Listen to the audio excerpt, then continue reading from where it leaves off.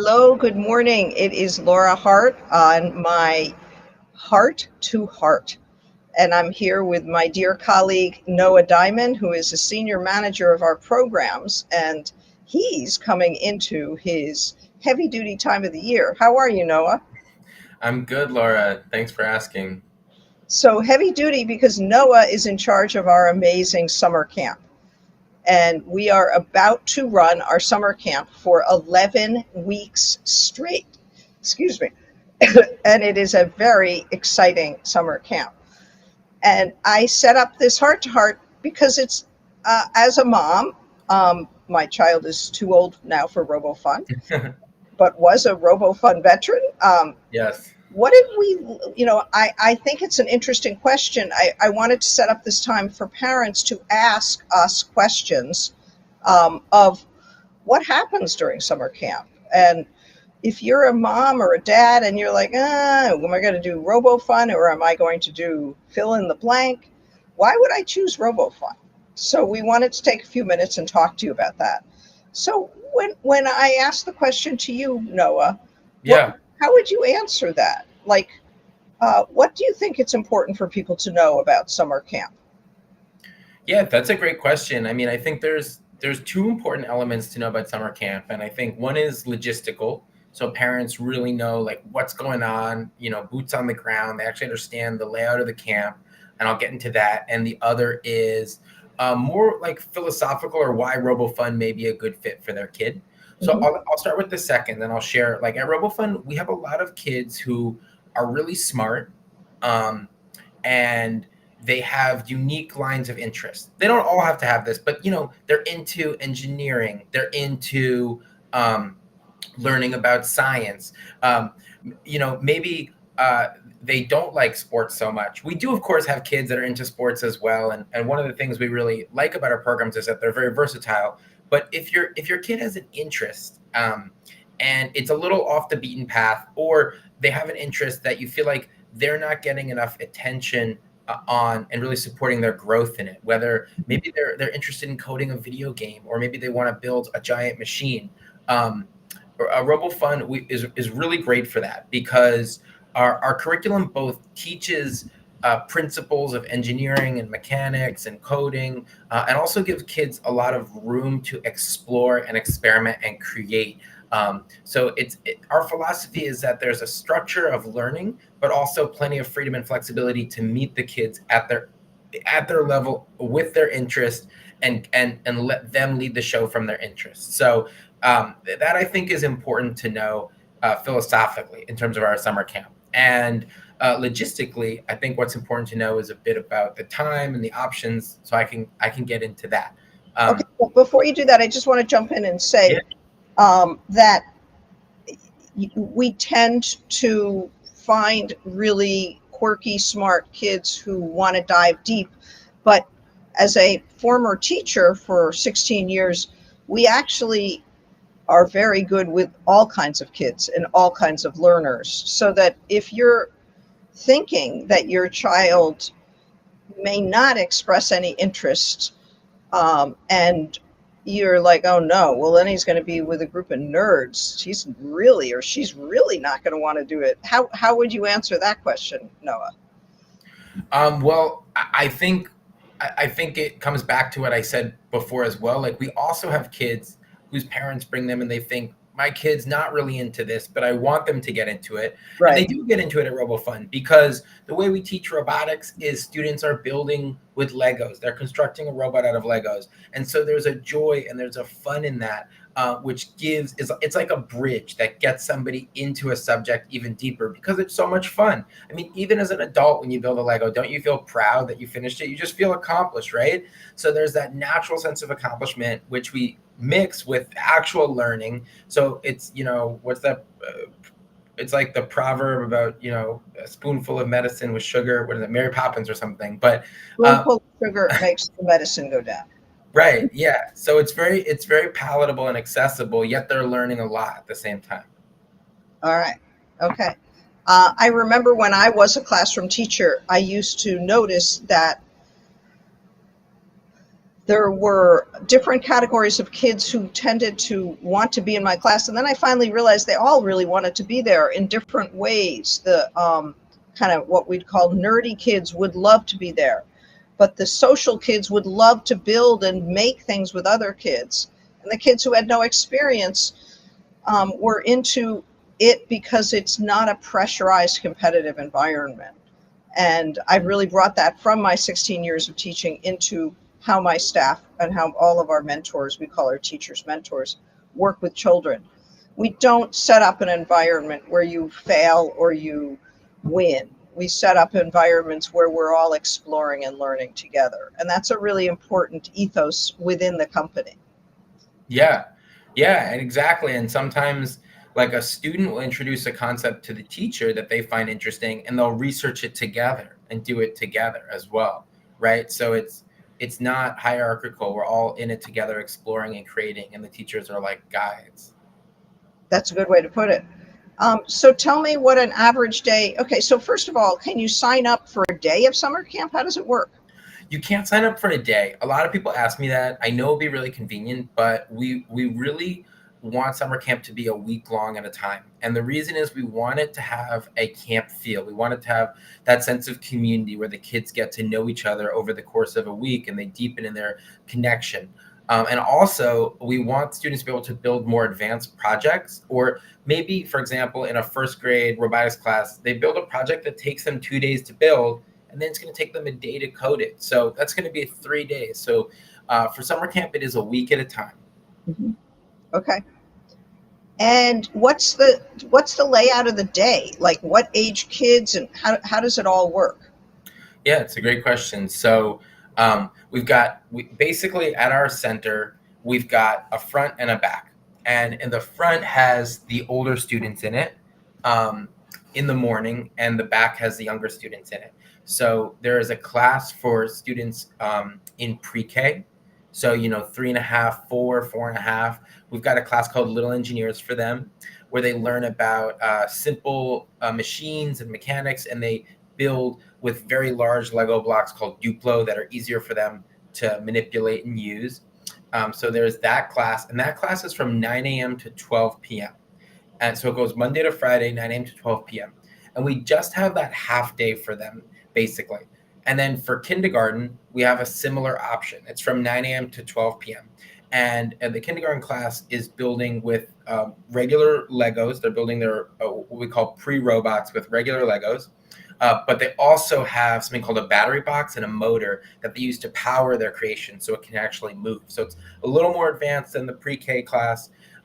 Now, kindergarten, we used to run all day, and we found that a lot of kindergartners would get tired because we do coding in the afternoon, and not all of them were up for it. So now we do let certain kindergartners stay for the whole day if they want to do a coding and game design class in the afternoon. And that's just a conversation we have with the parents to make sure that their kid is a good fit and up for that, right? But so anyway, we've got the morning classes, 9 a.m. to 12 p.m. Same with first grade and second grade, and then third grade through sixth grade. We've got a robotics class for each of them that happens between 9 a.m. and 12 p.m. So we call that a half day. You could also do a half day in the afternoon if you're in first grade or up, from between 1 p.m. and 4 p.m. And at that time, the classes are in subjects like coding and game design, Python coding, stop motion animation, Minecraft and circuits. We actually use the game of Minecraft to teach about circuitry and engineering as well. So that could also be a half day from 1 to 4 in the afternoon. Or we can combine them. And for some kindergartners or for any first graders and up, you could do the morning and the afternoon. And if you choose to do that, then the Robofun staff, like myself, will watch your kids at lunchtime. We'll watch them for 30 minutes while we all eat lunch and watch.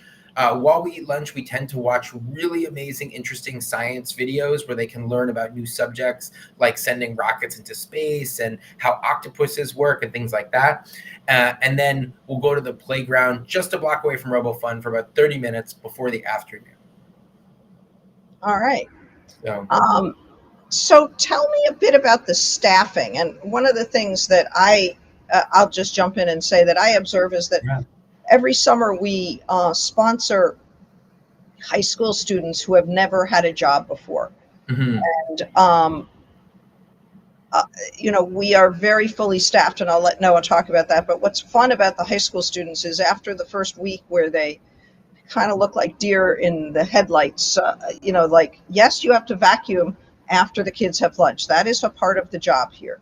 Yes, you have to help a child with tying their shoes sometimes. But after the first week, all the kids prefer the high school kids because I think that we're somewhat, I mean, I know I'm like an octogenarian to the kids, but the high school kids are cool. Yeah. But tell us more about the staffing other than the high school kids that we sponsor. Well, yeah, I mean, so that is great. Something I really have appreciated is we do get these high schoolers, some of whom are already 18 years old, and some of them are really excited to teach, to learn about it, and they really value the opportunity. And we've even hired some of them after they've completed their internships to be assistant teachers and to work with us. They're really helpful, and yeah, they definitely connect with the kids. They're younger.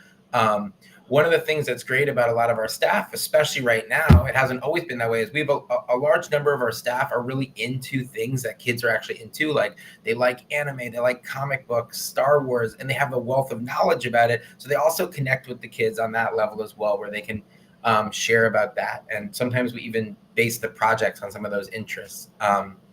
But staffing, so another thing about it is every week we generally have different teachers. And while RoboFun has a set curriculum, we don't have the teachers apply that set curriculum each week. It's like a framework, and each teacher gets to bring their own background and passion and interest into that framework to design a unique lesson plan that then gets synthesized with the kids' interests. And so one teacher, for example, might be a musician and they have a lot of interest in sound. So when they're teaching the kids about robots, they'll actually show them how to use different sound sensors to make different notes or different pieces, like mini pieces of music. Whereas another teacher might be really into art. So in coding and game design, they're teaching them coloring and shading techniques as they design their characters. So that's a bit. Does that answer your question?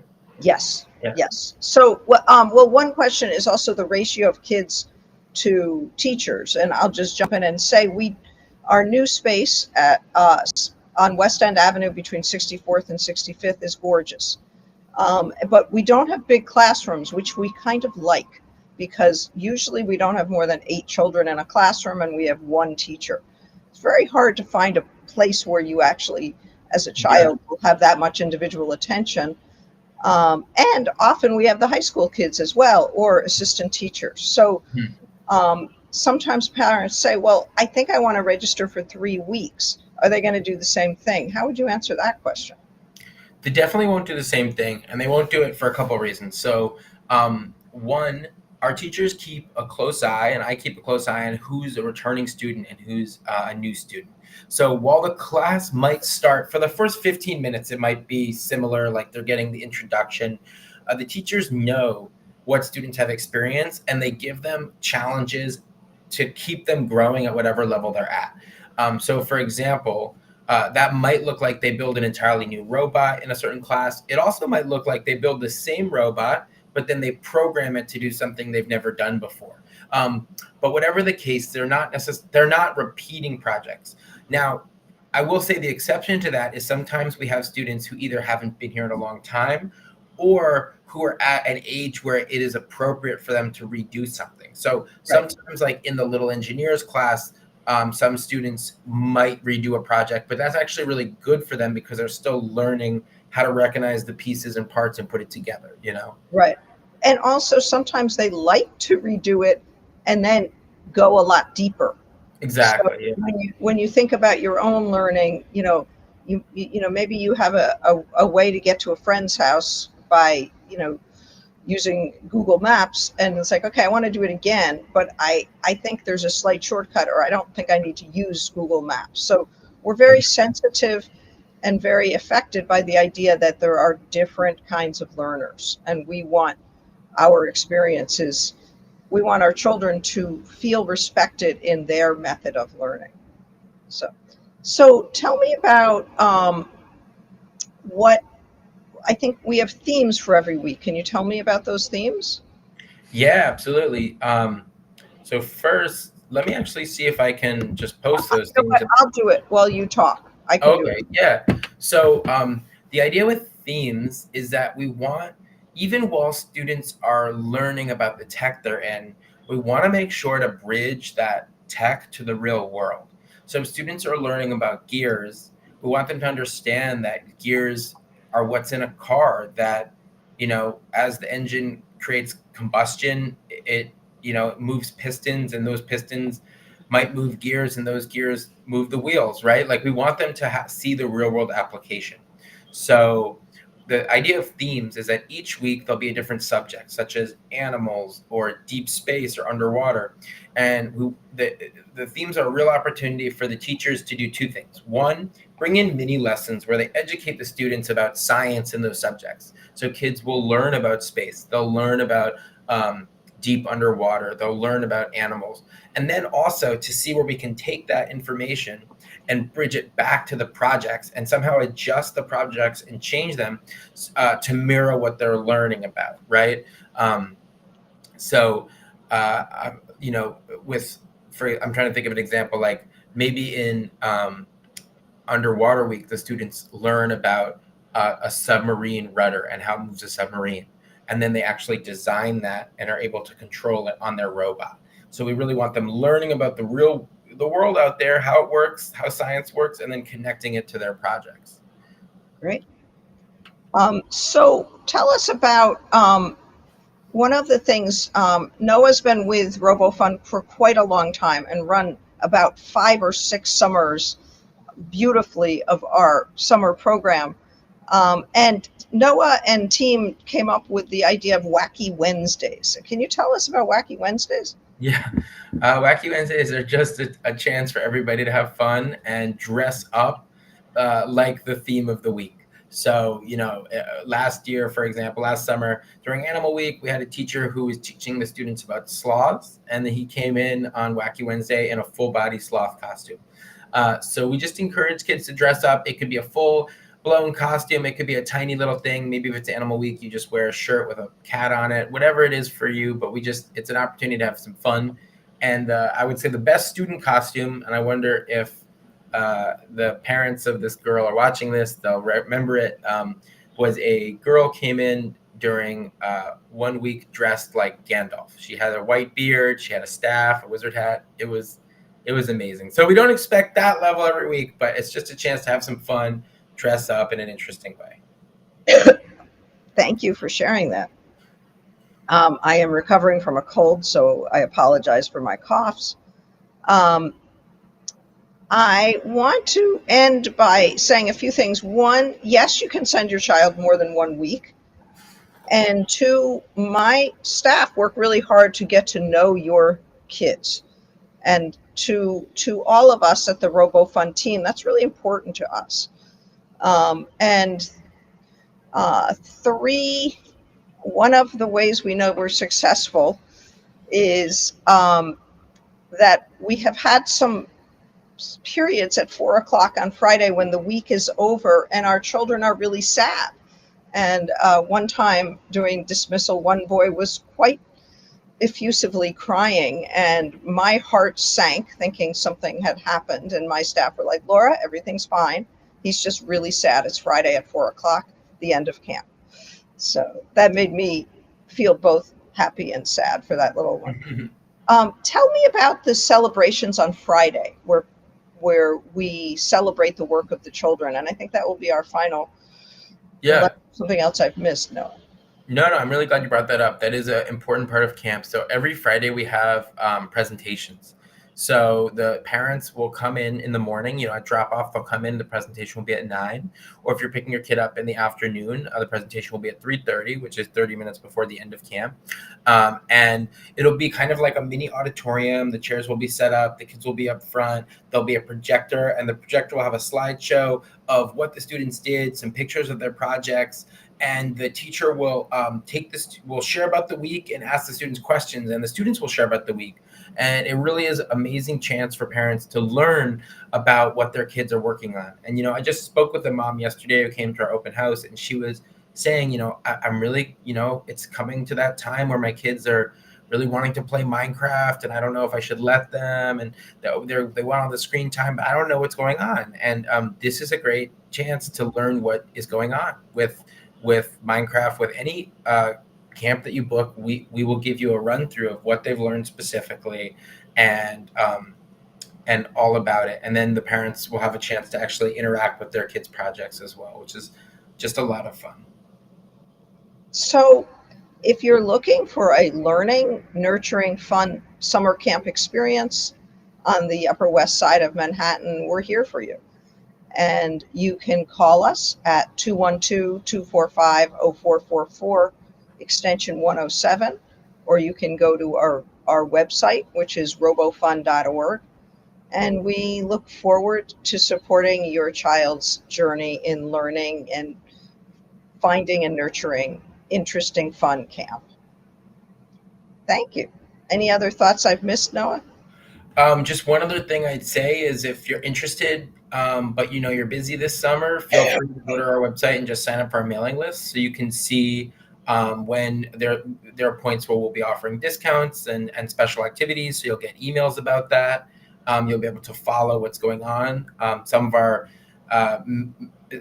our emails are logistical, but many of them are also educational as well. There's some tips and tricks about working with kids. So follow along there, or on Instagram as well. All right. Thank you. And I hope everyone has a great day. Bye, everyone. Thanks.